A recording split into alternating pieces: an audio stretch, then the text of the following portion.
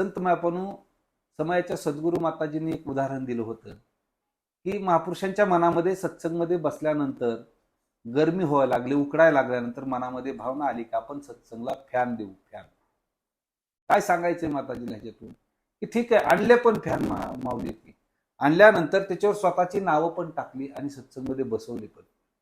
Fan चालू केल्यानंतर गार वाटायला लागलं, पण माझी नावं दिसाना गेली. ही कुठंतरी मला दुःख वाटायला लागलं.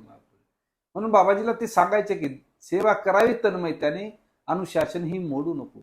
की सेवा करा, अनुशासन प्रीत सेवा करा आणि दिखावटीचा भाव मात्र मनामध्ये ठेवू नका.